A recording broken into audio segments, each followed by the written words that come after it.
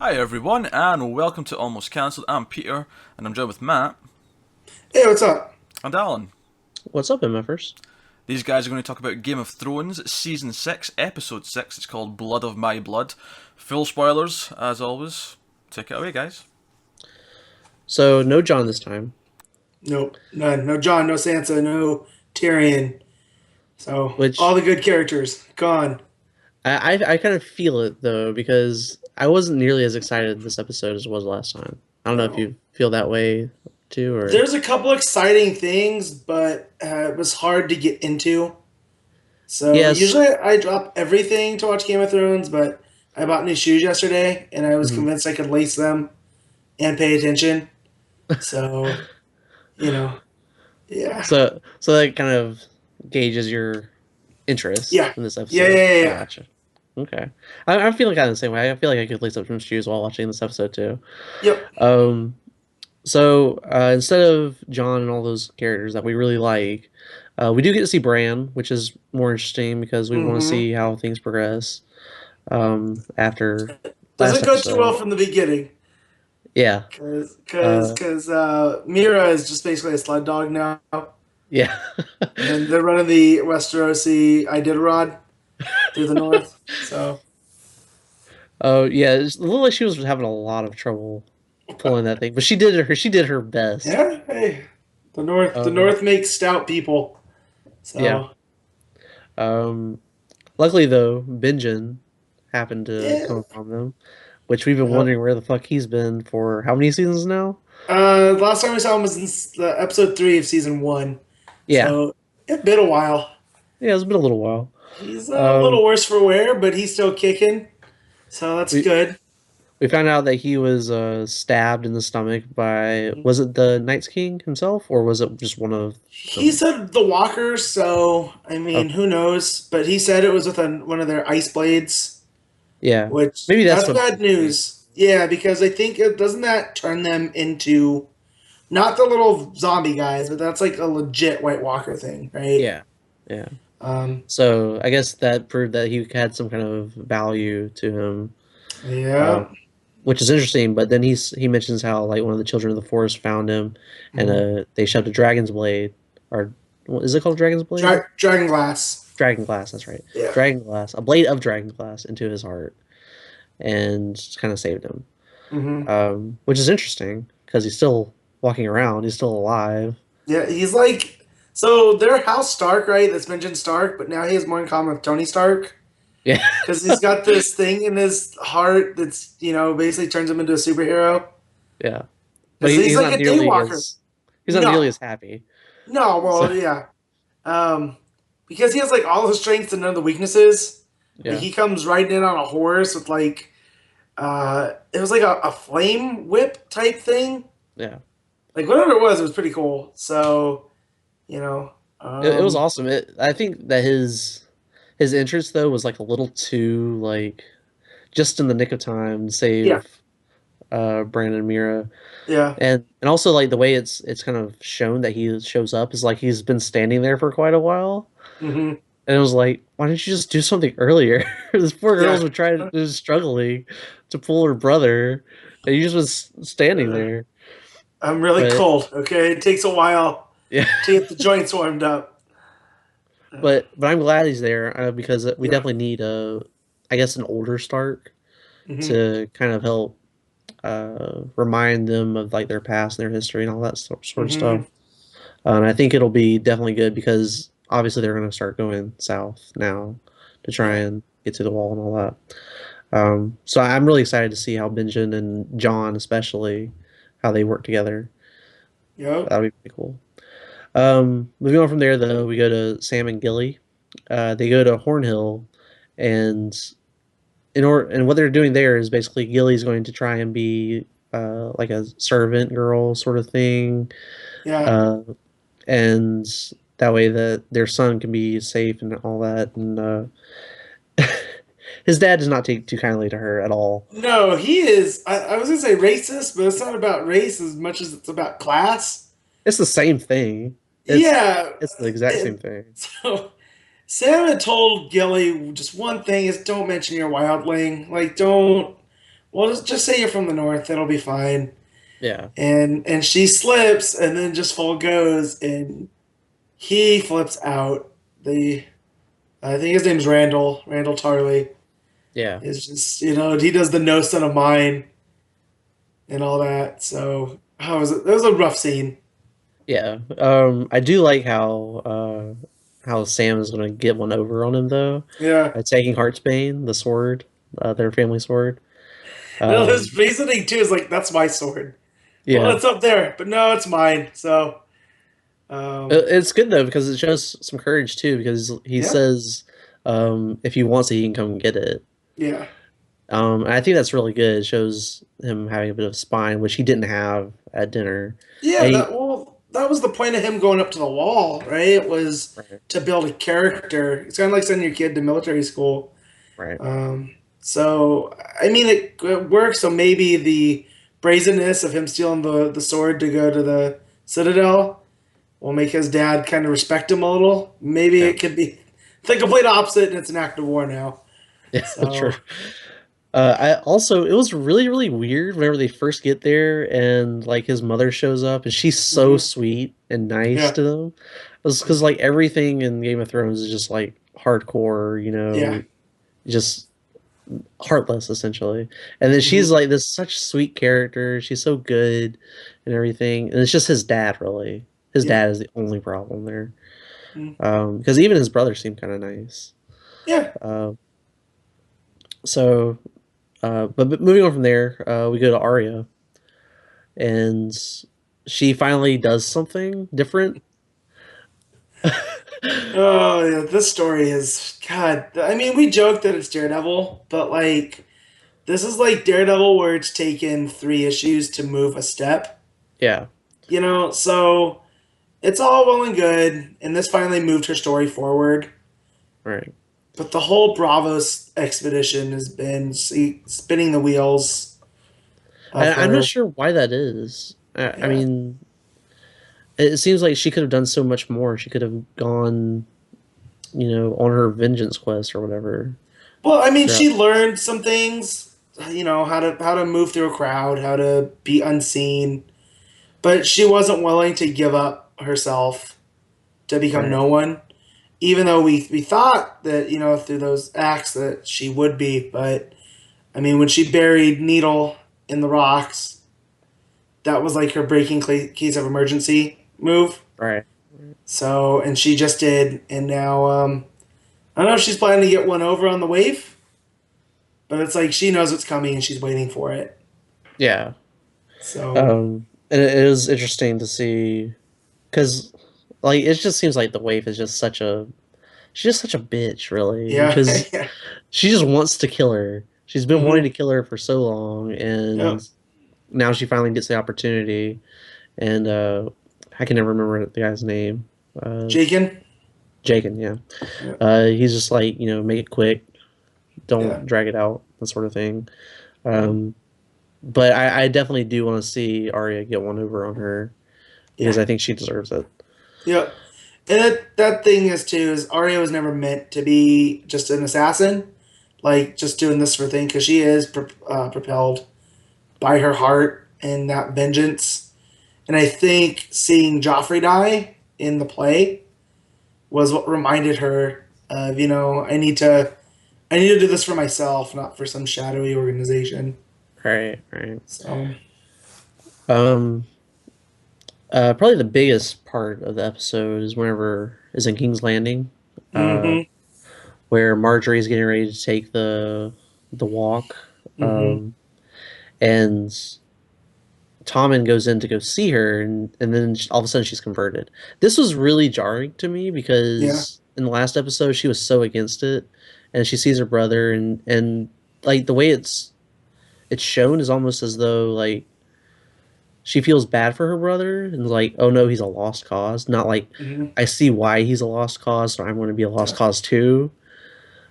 Um, The way I read it was she's getting one over on the High Sparrow, but is she really? yeah, Because if they would have gone, I mean, there would have been a ton more chaos if her grandmother's and the Lannister plan was put into effect. Right. But this way was bloodless, but she is a queen of the people. True. Like they bring that up is like, oh yeah, we've seen you ride through the masses, and but what have you ever actually done for the people? Yeah. And, And and she kind through of, doing, go ahead. I was just saying, she mentions that too whenever she's Yeah. talking to Tommen about how Hmm. she was doing it, but while she was doing it, she was making sure that she was being seen doing it. Yeah. And like that was her kind of sin. She wasn't really doing it out of the goodness of her heart. She was doing it for, I guess, Right. political power. Hmm. Um, but I don't know. I mean, like a good deed is a good deed, really. Yep. So I don't know. It didn't really ring true to me for her to convert I like th- this so I quickly. think there's more of it coming though, because see, I don't know if she knew about the army coming or not, but she knew she had to get out of there before doing the walk, and this shows that she can get one up on Cersei, right? Because Cersei had to do the walk, she Yeah. didn't. So that just in that, I just felt so bad for Jamie because he's just a knight looking for a fight, Yeah. and he's tried the fatherhood thing. It's not working out so well. So he thought he was going to Yeah. get to take some high sparrow heads, and nah. Yeah, so basically what happens is the High Sparrow and Tommen come to some sort of agreement, which we Mhm. don't know really the implications of this yet. But they're essentially going to coexist and work together Yep. in some way. Uh, and I guess as a result of this, Jamie was removed from the King's Guard, and he's being sent to Riverrun to fight with Walder Frey against the Blackfish. Bad Uh, times. and his heart is totally not in it. He doesn't want to do it at No. all. Well, no, because Um, he wants to be with his last kid, who yeah, doesn't know. Like Tommen doesn't realize, but he's lost Joffrey, which better off, and then Marcella last year or last season. So yeah, bad times for Jamie. So, but we'll see how that goes because we also have Brienne heading down to River Run. right. So, and That they're that's they're that's gonna be really BFFs. interesting to Mhm. me.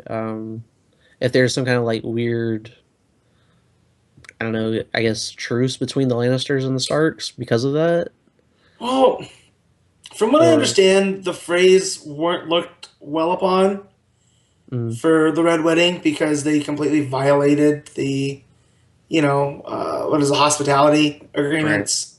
right, Like you let someone in, you don't raise swords, it's an act of war. And now the Boltons are kind of in disarray as well. And that too, the phrase had backing them, and they're fighting a war against the Starks. The Tullys have, usually run River One. They're with the Starks. yeah, So I can't see Jamie going up there and being like, "Hey, I'm here to enforce things, but like I don't care." yeah, And if he was the one that slayed the king, so right. he doesn't exactly follow orders. He and the whole conversation with him and Cersei too. Hmm. It ultimately kind of culminated in the sense that none of this other bullshit matters. It's just Yep. us and our family. And so he's Hmm. really out for his own Yep. self-interest. And I think that's Right. good, especially in this world. Yep. Um, because I do like Jamie. I think that he's a good character and he has a good Yep. heart, Hmm. especially after the ordeals that he's been through. He's seen the error of his ways and he's changed for the better. And so I want to see him on the winning side. Right. Um, Yeah, and that's the whole thing. I can't see him going there with the forces, and which I don't think the Tyrell forces are going to head up there. Did they? Is that what he they told them didn't to really do? mention Yeah. they didn't really mention that. I would imagine that they're going to possibly stay. Yeah. um, because of Marjorie and her Right. relationship with Tom and how it is now. Right. And so that Um, that family's taken a step, and so I guess he'll go there with Lannister forces. But they was it on the opening where old man Frey, where Walder said that I have the backing of Tywin Lannister. yeah, And Tywin's not there no more. He got shot on the John. yeah, So Yeah, it's very interesting. I like this whole River Run story mainly for the Blackfish because the more I hear about this guy, the more I like him. Yeah, Like I he seems feel he's a awesome. kindred spirit. Yeah, like he's just like, yeah, I don't follow your rules. I do what I want, and I don't want you guys here. You guys killed my family, Yeah, and I'm not just gonna turn it over to you just because I say I have to. So I almost imagine that there's gonna be some kind of twist though, like John and Sansa and all those guys are gonna get there, and hmm then there's gonna be something that's askew. Maybe there's someone in the Blackfish's uh, guard or something like that who's right. actually working for the other side, and then something God, I hope not. happens. They can't handle more of that. I could totally see it happening just with Yeah. all the Well, spy they. elements that go Well, on. yeah, they already have someone though with Edmer, um, Right, the guy that did get married at the red wedding. So maybe that'll play in. Because he has to do what's best for himself. right. And So he's currently being held hostage by Walter yeah, Frey stuff. So yeah, that's it's really interesting. I think a lot. I think probably I would imagine that the season finale, maybe the penultimate episode, is going to mm, take place at River Run, and like that's yeah. where We everybody's going to meet up or something. we got two more to go. So Yeah, very I much could definitely very see well it. could be. Um, but then at the very end, we get a short little segment of Daenerys, um, and she's like leading her Dothraki army through the Yeah. desert, and then she's just like stopped, and she kind of like senses something and ahead hmm of them, and she goes ahead, and then she comes back, and she's flying on Drogon, the dragon, Yeah. in front of them, and then she gives like this rousing speech, and like they're all like chanting and yelling for her and all this sort of stuff, hmm and she declares that they're going to cross the sea with the biggest fleet that's in existence, according Yeah. to what's his name, Then I'm at Dario. Dario Right? Oh, Dario yeah. Norris. That's right, yeah. Um, which sounds awesome. It Yeah. sounds great because it's such like we were talking about or we've been talking about a couple episodes now. It's kind of like a motley crew with hmm Brienne and John and all those guys. This is like a motley army Yeah. because you have the Dothraki, you have The Unsullied. the Unsullied, and all those Yeah. guys, and they're gonna have to work together somehow. Uh, I so just after the Thrones brought it up, I just watched that before we got going here, and they asked the question: Is Daenerys a villain now? I don't really Because see her that way. she is gonna come over. Like, all right, so she has this big army, which we've seen her do before. Mhm. She really doesn't know how to lead, though. So how does that make her any different than anybody else that wants that throne? Right? How is she different than Ramsay? Because we spent more time with her. I think the She difference. I think the difference is that she's got Tyrion, she's got Varys. yeah, but is You she know, gonna listen to them now? I think she's learned her lesson. I hope. I just she claims all this, that she's gonna do all this conquering, but every time she steps foot somewhere new, all she has is problems. Stuff doesn't come easy to her. True. So like again, how is she any different than Ramsay or Stannis or these people that well not Ramsay, he never had good intentions. These people that think that they have good intentions and they, inevitably become the villain by trying to be the hero. It's, the two-faced question from Dark Knight. Yeah, that's a good point. So I thought it was something interesting to bring up, and I used to really enjoy the Daenerys storyline, but it's like cool. She gives rousing speeches, but what else does she do? She Yeah, rides dragons. it's been treading So water for a little too yeah, long. It needs to and move like forward. the Dothraki barbecue scene was great. Like that was cool with her taking a stand, Yeah, and now she's going through this all now as a different person. right. It's almost like the spirit of Khal Drogo. But when she meets back up with Varys and Tyrion, is she someone that's going to be able to be talked down? Be like, hey, maybe bringing all the Dothraki across the sea is not a good idea. I would hope so. I mean, Yeah. because we've had so much work on her character hmm over the past couple seasons that if she doesn't end up like actually taking some advice from people who know what Yeah. they're talking about, it would upset me a lot. Yeah. Um, I think it would bring the show down as a I whole. think so too. But she Um, got her. They have their horses. She got her dragon. yeah, So she's got the best horse. yes. So God, is it every time we see him he gets bigger? I hope so.